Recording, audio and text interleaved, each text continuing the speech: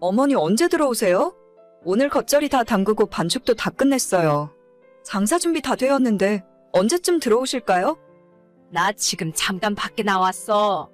곧 갈 거긴 한데 시간 되면 그냥 문 열어서 너 혼자 손님 받기 시작해라.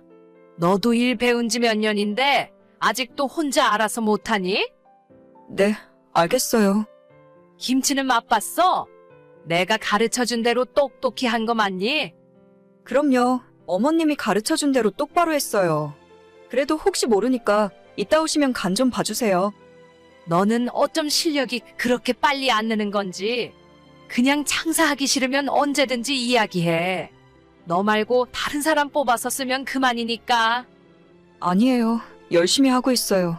그런데 어머니, 정말 죄송한데 저 돈 좀 빌려주시면 안 될까요? 돈? 갑자기 무슨 돈? 넌 나한테 돈 맡겨놨냐? 그게 아니라 저희 친정어머니가 몸이 좀 편찮으셔서 안 그래도 혼자 사시고 일도 많이 못 하시는데 최근에는 허리까지 아프시다 하더라고요. 내가 대체 돈이 어디 있냐? 너는 왜 내 얼굴만 보면 돈을 못 달라고 해서 안달이야? 저 그동안 월급도 한 번 안 올려주셨잖아요. 처음에는 100만 원 주시고 일하는 거 봐서 올려주신다고 하셨으면서. 얘가 또 월급 이야기네. 너 이 가게 처음 들어올 때 나한테 뭐라고 했냐? 당장 갈 곳도 없으니까 먹여주고 재워주면 뭐든지 하겠다고 하더니 그래도 불쌍한 마음에 월급도 100만 원씩 챙겨줬더니 이제 와서 뭐가 어쩌고 어째? 그래도 지난 5년 동안 군소리 없이 어머님이 시키는 일 다 했잖아요. 일주일에 하루도 제대로 못 쉬어가면서 하루에 13시간씩 일을 했는데 그 사이에 저희 딸도 초등학교 들어갔고 돈 들어갈 일이 꽤 있어요. 너희 엄마 허리 수술 좀 나중에 한다고 뭐 큰일이라도 나냐? 그래도 거동을 잘 못하시니까 나가서 하시던 일도 아예 못하고 계세요. 이러다간 제가 친정 생활비까지 보태드려야 할 판인데. 내 아들은 너 만나서 고생만 죽어라고 하다가 병원 문턱도 못 밟고 세상 떠났어? 네가 시집와서 우리 집안도 잘 된 거 하나 없단 말이다. 마음 같아서는 길바닥으로 내쫓고 싶은데 그래도 손녀딸 얼굴 봐서 참은 거야. 어머니, 혜미 아빠가 일하다가 사고 난 게 제 잘못은 아니잖아요? 열심히 일하고 먹고 살려다가 그런 건데. 네가 시집와서 이렇게 된 거야. 너만 아니었으면 내 아들이 그렇게 힘든 일 안 해도 그만이었어. 이참에 그만두고 너랑 나랑 영 끊을래? 네? 아니 그냥 그만두고 나가. 자꾸 나한테 돈 달라고 하는데 너 줄 돈 없다. 이참에 방도 빼서 나가고 나도 알턴 이 좀 뽑아보자. 죄송해요. 돈 이야기 안 할게요. 어휴 속 터져 진짜. 저는 5년 전 남편이 사고로 세상을 떠난 뒤로 시댁에서 얹혀 살고 있어요. 당시에 3살 먹은 딸을 데리고 제가 할 수 있는 일도 없었고 집도 절도 없고 가진 돈도 없이 어떤 다른 방법이 없더라고요. 남편과 결혼한 뒤로는 집에서 살림만 하고 애만 봤기 때문에 당장 뭘 해야 할지도 모르는 상황에서 그나마 시어머니가 하고 있는 식당에 들어가서 일을 배우기 시작했습니다. 시댁의 옷방으로 쓰던 작은 방 한 칸에 아이와 둘이 살았고 가게 오픈하기 전인 아침 9시에 저 혼자 출근해서 장사 준비 다 마치고 저녁 10시 마감할 때까지 일을 했어요. 시모가 처음 월급으로 100만 원 주셨고 나중에 하는 걸 봐서 올려주겠다고 하셨는데 5년이 지난 지금까지 제 월급은 한 푼도 올려주신 적이 없었습니다.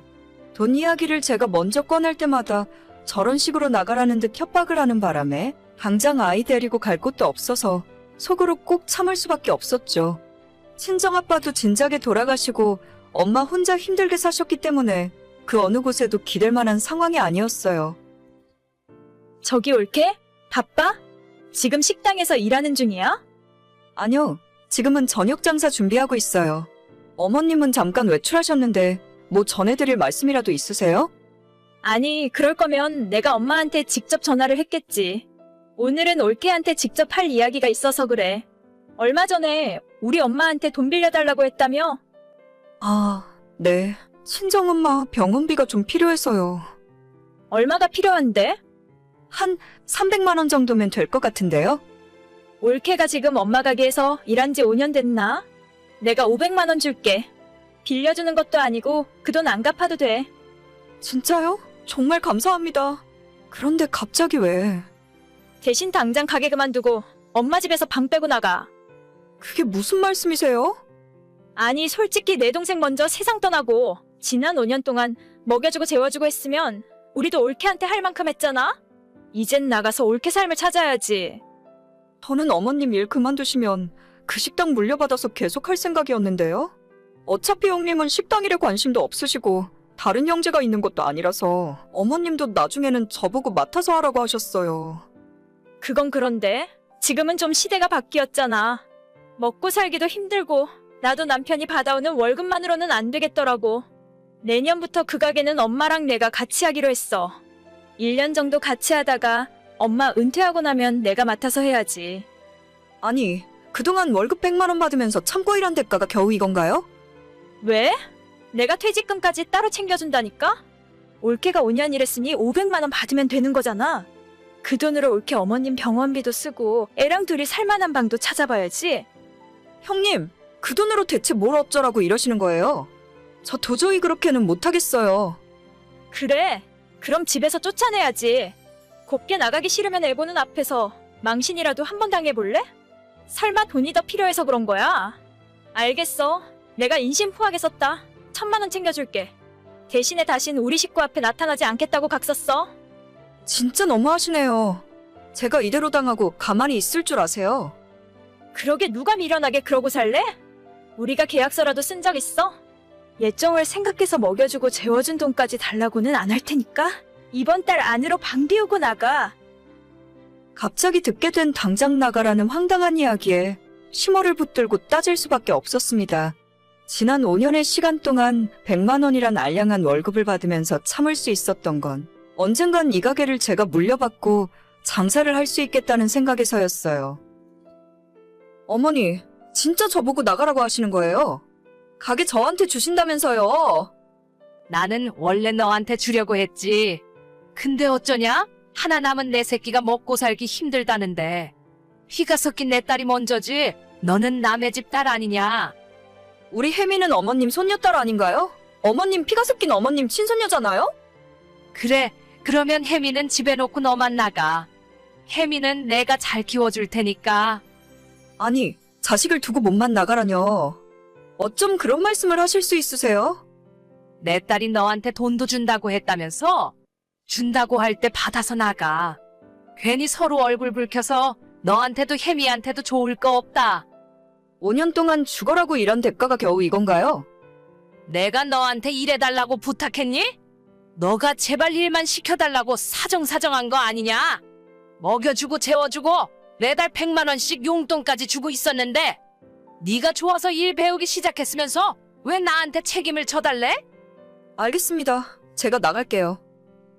그만두고 나가는 마당에 노동부에 신고해서 그동안 제대로 못 받은 돈까지 다 받아낼까 생각해보기도 했었지만 반대로 심호와 신우가 제게 손해배상이라도 청구할 것 같더라고요.